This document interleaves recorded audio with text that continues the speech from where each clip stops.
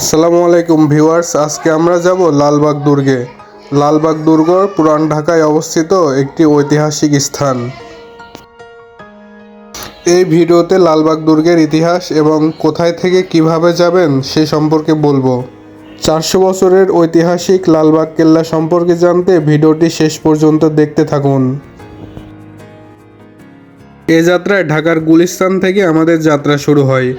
ঘোড়ার গাড়ি চড়ে লালবাগ কেল্লায় যাওয়ার ইচ্ছা ছিল, কিন্তু দুর্ভাগ্যক্রমে ঘোড়ার গাড়ি বন্ধ থাকায় পা রিকশাতেই উঠলাম। গুলিস্তান থেকে লালবাগ কেল্লার গেট পর্যন্ত ভাড়া নিল 120 টাকা। যাত্রাপথে চোখে পড়ল বাংলাদেশ মাদ্রাসা শিক্ষা বোর্ড এবং মাধ্যমিক ও উচ্চ মাধ্যমিক শিক্ষা বোর্ড ঢাকা।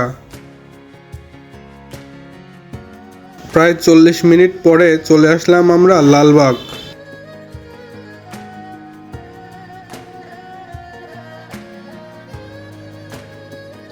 কিছু দূর এগোতেই লালবাগ কেল্লার গেট দেখতে পেলাম। লালবাগ কেল্লার গেটের দিকে যত এগোচ্ছিলাম ততই আনন্দে বুকটা ভরে উঠছিল। লালবাগ কেল্লার গেট থেকে টিকিট সংগ্রহ করলাম। প্রতি টিকিটের মূল্য 30 টাকা।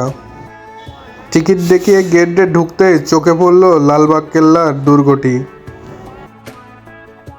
বন্ধুরা, আমার ভ্রমণ পিপাস মন, তাই ঘুরে বেড়াই বাংলাদেশের আনাচে কানাচে। আজকে তারই একটি অংশ হিসেবে চলে এসেছি আমরা লালবাগ দুর্গে।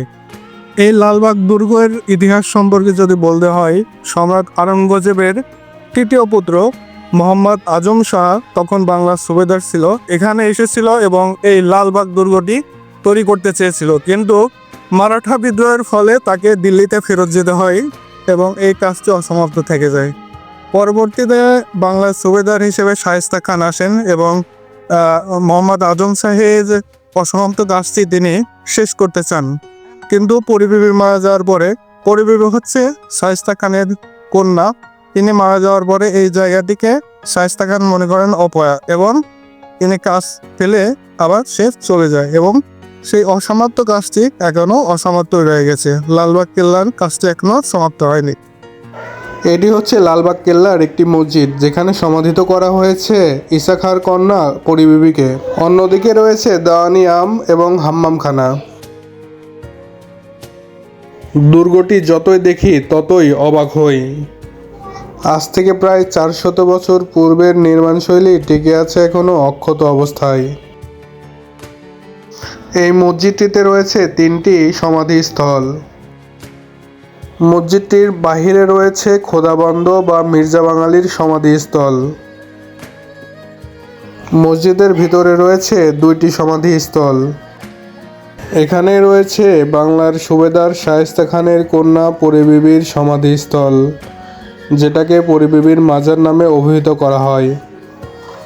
পরিবিবির সমাধিস্থলের পাশেই আরেকটি কক্ষে রয়েছে শামশাদ বানুয়ের সমাধিস্থল। মাজারের উল্টো পাশ দিয়ে হাঁটতেই চোখে পড়ল কিছু বিদেশিদের।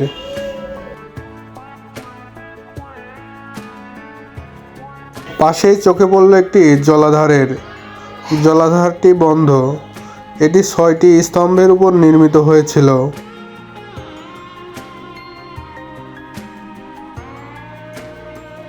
হাঁটতে হাঁটতে চলে আসলাম আমরা সিঁড়িঘরের দিকে।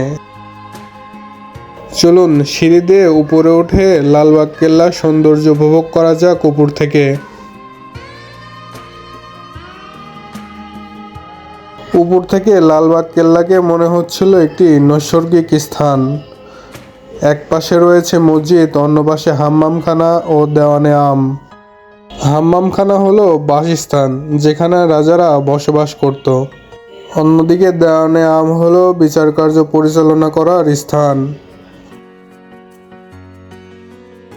উইকিপিডিয়ার তথ্য মতে ভবনটির 2য় তলায় ছিল দেওয়ানে আম এবং নিচতলায় ছিল হাম্মামখানা। চলুন ভিতরে কি আছে দেখা যাক। এই ভবনের মূল ফটকটি তালাবদ্ধ।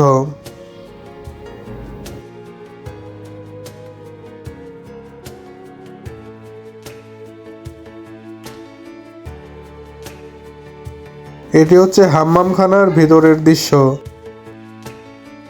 দরজা তালাবদ্ধ হয়, ভিতরে প্রবেশ করা গেল না। এই ছিল লালবাগ কেল্লার সংক্ষিপ্ত ইতিহাস এবং লালবাগ কেল্লার বিভিন্ন স্থাপত্য। অসমাপ্ত দুর্গ হলেও আমার কাছে কিন্তু অসাধারণ লেগেছে। আপনাদের কাছে কেমন লেগেছে অবশ্যই আমাকে জানাবেন বন্ধুরা।